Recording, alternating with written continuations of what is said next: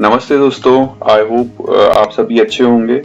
ये मेरी electronic series का पहला वीडियो है, तो ये वीडियो थोड़ा लंबा होगा क्योंकि मैं आपको यहाँ पे सारी चीज़ें एक्सप्लेन करूँगा कि मेरा मोटिव क्या है इस सीरीज को बनाने का, और फाइनली इसके बाद आप किस लेवल पे पहुँच जाएंगे वो सब मैं आपको बताऊँगा।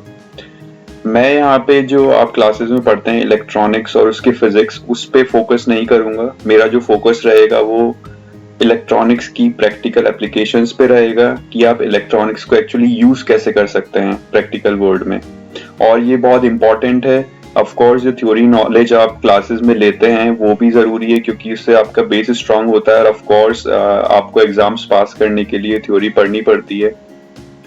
मगर अगर आप फ्यूचर में इलेक्ट्रॉनिक्स फील्ड में काम करना चाहते हैं तो आपको जो इलेक्ट्रॉनिक्स है उसकी प्रैक्टिकल नॉलेज होना बहुत जरूरी है। थ्योरी से सारी चीजें नहीं होती हैं, उससे जरूर आपके एग्जाम्स में अच्छे मार्क्स आ जाते हैं, मगर प्रैक्टिकल नॉलेज होना और किस तरीके से किस कंपोनेंट को कहाँ पे यूज करना है वो आपको आना चाहिए, बहुत जरूरी है।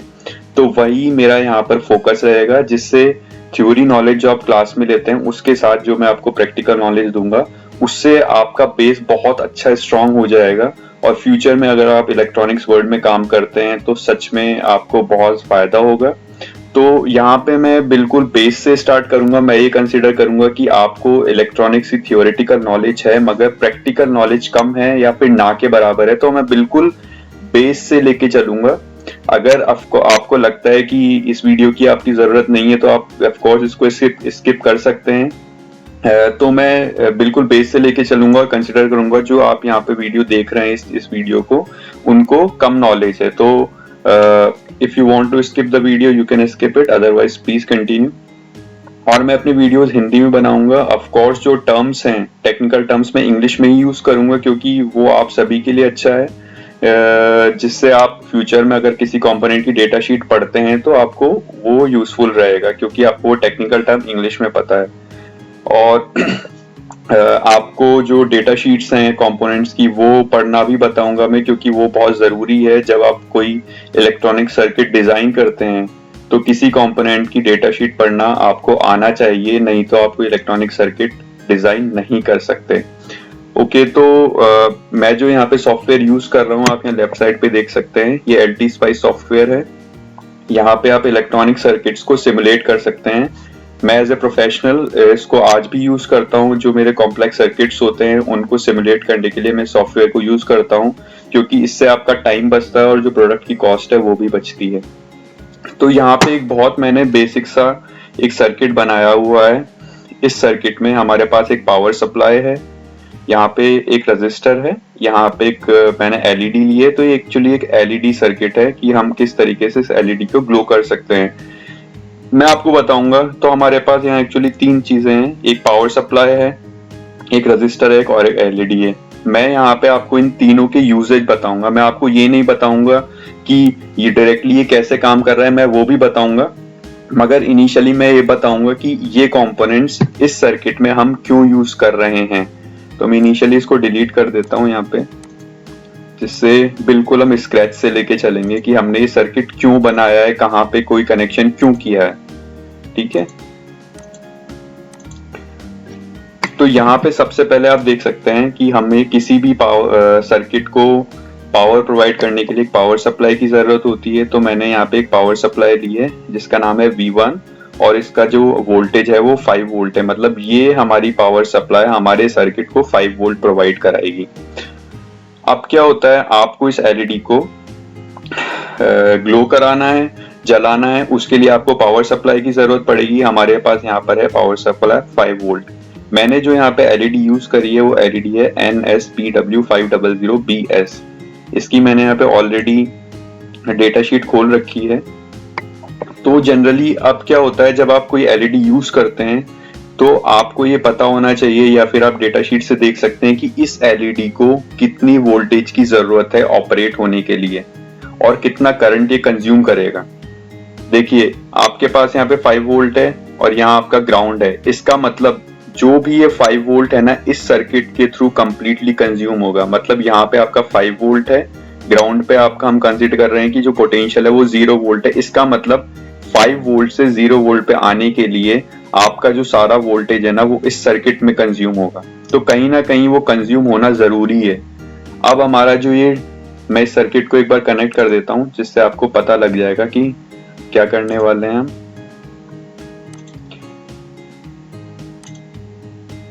मैंने यहाँ से V1 का पॉजिटिव साइड लिया, R1 पे कनेक्ट किया, R1 के एक टर्मिनल पे, फिर R1 के दूसरे टर्मिनल को मैंने LED से कनेक्ट किया, और ये मैंने जो पावर सप्लाई का जो नेगेटिव टर्मिनल है उसको कॉमन ग्राउंड से कनेक्ट करेंगे यहाँ पे, और जो LED का दूसरा टर्मिनल है वो भी हम ग्राउंड से कनेक्ट करेंगे। ठीक है, तो ये हमारा छोटा सा सर्किट कंप्लीट हो गया। अब देखिए, मैंने आपको बताया था यहाँ पे हमारा 5 वोल्ट है, +5 वोल्ट। जो हमारे करंट की डायरेक्शन होती है, जो करंट हमारा फ्लो होता है वो फ्लो होता है पॉजिटिव टू नेगेटिव। ये आपको पता होगा, ये आपने थ्योरी क्लासेस में पढ़ा होगा। जो हमारा करंट है वो पॉजिटिव टू नेगेटिव फ्लो होता है।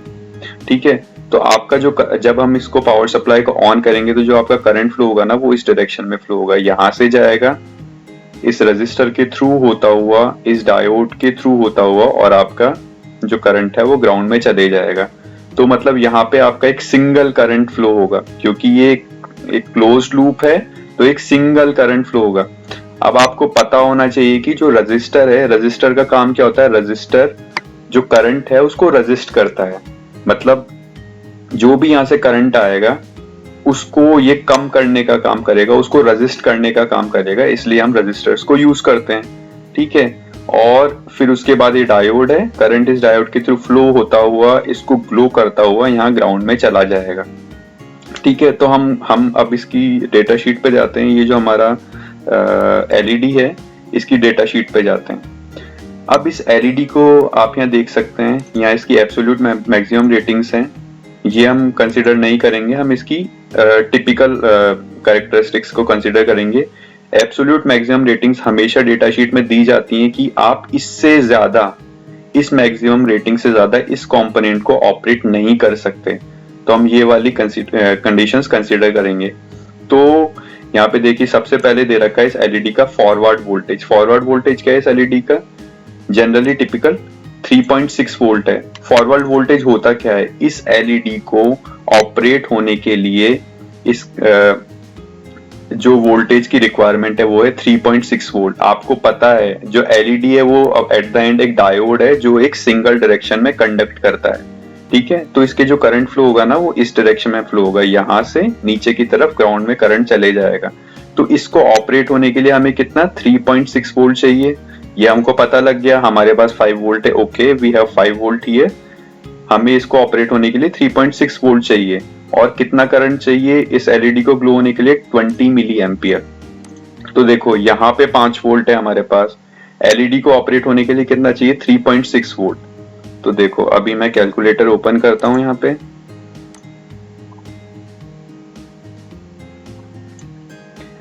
इसको हटाता हूं।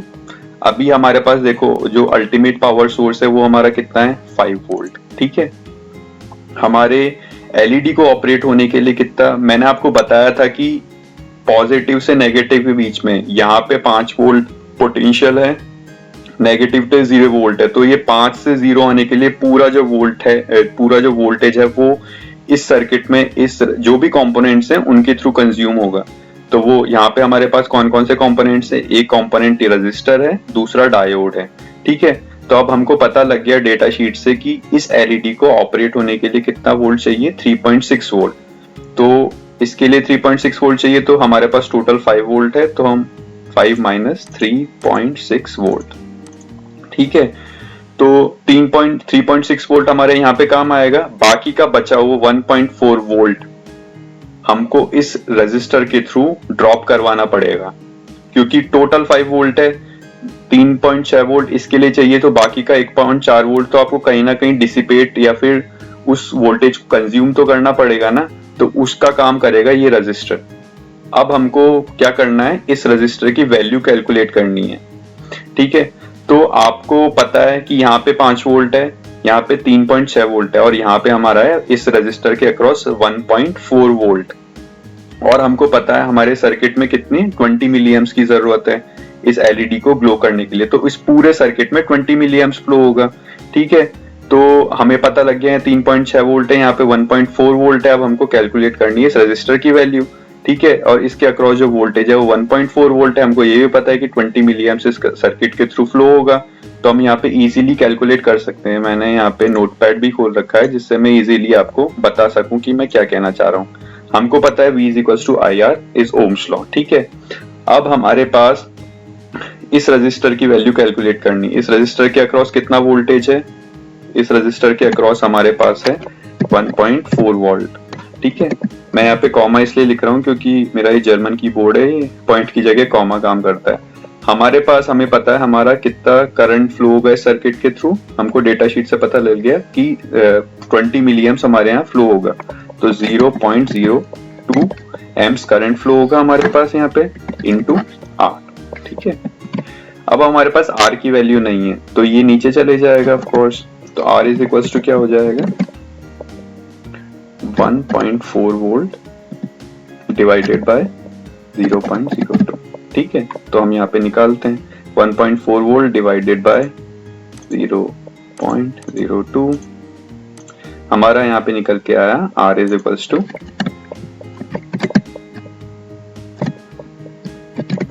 70 ओम। इजी। ठीक है, तो अब हमको पता लग गया कि हमें इस एलईडी को वर्क करवाने के लिए हमें कितने रजिस्टर की जरूरत है? 70 ओम। तो आप यहाँ पे इस रजिस्टर की वैल्यू चेंज कर सकते हैं। हमें पता लग गया 70 ओम। ओके, सिंपल सर्किट है। ठीक है, मैं आपको वापस रिवाइज करवा देता हूँ, मगर मैं यहाँ पूरी कोशिश करूंगा कि आपको समझ में आए, क्योंकि आपको प्रैक्टिकल नॉलेज होना इलेक्ट्रॉनिक्स की बहुत जरूरी है। जब तक आपको प्रैक्टिकल नॉलेज नहीं होगी आप थ्योरी नॉलेज को काम में नहीं ले पाएंगे। और मैं वापस बताता हूँ, मेरा यहाँ पे फोकस फिजिक्स पे नहीं रहेगा, मेरा यहाँ पे प्रैक्टिकल एप्लीकेशंस पे फोकस रहेगा। और आपको वो अगर होता है आपके पास थ्योरी नॉलेज और प्रैक्टिकल नॉलेज, तो फ्यूचर में अगर आप इलेक्ट्रॉनिक्स वर्ल्ड में काम करते हैं तो ये बहुत आपको बेनिफिट देगा। ठीक है, तो मैं वापस आपको एक बार फास्टली रिवाइज करवा देता हूँ। देखिए, हमारे पास यहाँ पे एक 5 वोल्ट की पावर सप्लाई है, हमको इस एलईडी को ग्लो करवाना है। ठीक है, तो जब आपके पास एक 5 वोल्ट की पावर सप्लाई है तो ऑफ कोर्स हम कहते हैं कि पॉजिटिव टर्मिनल पे 5 वोल्ट है और यहाँ पे 0 वोल्ट है। तो अगर आप थोड़ा इस पे कंसंट्रेट करें तो मतलब ये 5 वोल्ट हमारा यहाँ से यहाँ आने में 0, मतलब सारा 5 वोल्ट सर्किट में ही कंज्यूम होगा। ठीक है, इसको आप वोल्टेज ड्रॉप भी कह सकते हैं या वोल्टेज कंजम्पशन भी कह सकते हैं। तो अब हमें इस जो एलईडी है इसकी डेटा शीट से पता लगा है कि इसको ऑपरेट होने के लिए, इसको हम एलईडी के लिए बोलते हैं फॉरवर्ड वोल्टेज। इस एलईडी को ऑपरेट होने के लिए कितने वोल्ट की जरूरत है? 3.6 वोल्ट। ठीक है, तो यहाँ पे 5 वोल्ट में से 3.6 वोल्ट ये एलईडी यूज करेगी। बाकी का बचा हुआ 1.4 वोल्ट कौन यूज करेगा, या फिर कह सकते हैं कौन डिसिपेट करेगा, कौन कंज्यूम करेगा? वो करेगा ये रजिस्टर। सपोज करो अगर आप यहाँ पे ये रजिस्टर यूज नहीं करते हो तो क्या होगा? डायरेक्टली आपका 5 वोल्ट इस डायोड पे आ जाएगा, और इस डायोड को ऑपरेट होने के लिए 5 वोल्ट नहीं 3.6 वोल्ट की जरूरत है। तो हो सकता है ये एलईडी हमारी डिस्ट्रॉय हो जाए, इसलिए यहाँ पे हम ये रजिस्टर यूज करेंगे। ठीक है, जिससे जो बाकी का बचा हुआ 1.4 वोल्ट है वो इसके अक्रॉस ड्रॉप हो जाएगा, यूज हो जाएगा। अब रजिस्टर का काम क्या होता है? रजिस्टर का काम होता है कि वो करंट को रजिस्ट करता है। आपको रजिस्टर से पता कर रहा है कि वो करंट को रजिस्ट करता है। ठीक है, अब हमको पता है कि हमको डायोड को ऑपरेट होने के लिए 3.6 वोल्ट चाहिए और 20 मिली एम्प्स चाहिए करंट इसके थ्रू। तो हमको पता लग गया कि हमको इस सर्किट के थ्रू कितना करंट चाहिए? 20 मिली एम्प्स। ठीक है, हमको वोल्टेज पता है, हमको पता है कि 3.6 वोल्ट यहाँ यूज होगा तो बाकी का बचा हुआ 1.4 वोल्ट यहाँ यूज होगा। तो इस अगर आप मल्टीमीटर लेके एक पिन को यहाँ रखते हैं, मल्टीमीटर की एक पिन को, और दूसरी पिन को यहाँ रखते हैं ना, तो आपको यहाँ पे 1.4 वोल्ट मेजर होगा। तो अब हम ओम्स लॉ को लेके यहाँ पे कैलकुलेट करेंगे वैल्यू को। तो हमको पता है कि जो ये रजिस्टर है इसके अक्रॉस 1.4 वोल्ट है। ठीक है, और जो हमको करंट इस सर्किट के थ्रू फ्लो होगा वो क्या है? 20 मिली एम्प्स, 0.02 एम्प्स इनटू आर। ये R1, सॉरी मैं इसको R1 लिख देता हूँ। ठीक है, जिससे आपको कंफ्यूजन नहीं होगा। R1। ठीक है, R1 लिख दिया। अब R1 की वैल्यू आप इजीली कैलकुलेट कर सकते हैं, 1.4 वोल्ट डिवाइडेड बाय 0.02 एम्स और 20 मिली एम्स, तो आपका यहाँ पे R1 की वैल्यू आ जाएगी 70 ओम। ठीक है, तो आप 70 ओम का यहाँ रेजिस्टर यूज कर सकते हैं और इजीली आप इस सर्किट को ऑपरेट कर सकते हैं। मैं उम्मीद करता हूँ कि आपको समझ आया होगा, और मैं प्लान कर रहा हूँ कि मैं अभी एक इलेक्ट्रॉनिक्स की किट ऑर्डर करूंगा, जिससे मैं पहले आपको वो सारी चीज फिजिकली चला के बताऊंगा, एलईडी को ग्लो करवा के बताऊंगा फिजिकल वर्ल्ड में, और फिर आपको यहाँ पे मैं सर्किट के थ्रू वो पूरा जो सर्किट है वो एक्सप्लेन करूंगा यहाँ पे एलटी स्पाइस में। तो मैं उम्मीद करता हूँ कि आपको कुछ यहाँ पे समझ आया होगा, आपको थोड़ा बहुत चीजें समझ आई होंगी। अगर आपको कुछ कंफ्यूजन है, कोई डाउट है, तो आप प्लीज कमेंट सेक्शन में बताइए। मैं हर कमेंट का कोशिश करूंगा, हर कमेंट का जवाब दूं। और आप ये भी बता सकते हैं, वैसे तो मैंने सोच रखा है कि मैं जो अगले वीडियोस हैं वो किन टॉपिक्स पे बनाऊंगा। बाकी अगर आपको ऐसा लगता है कि मेरे को नेक्स्ट टॉपिक जो आप बताएं वो लेना चाहिए, तो मैं उस मामले में फ्लेक्सिबल हूं, तो आप वो भी आप कमेंट सेक्शन में लिख सकते हैं। तो प्लीज इस वीडियो को देखिएगा, और अगर कुछ आपको समझ नहीं आता, कुछ डाउट है, तो मेरे से पूछिएगा, मैं आपको पक्का मदद करूंगा। ठीक है, फिर ध्यान रखिएगा, फिर मिलते हैं अगले वीडियो में। Thank you, bye.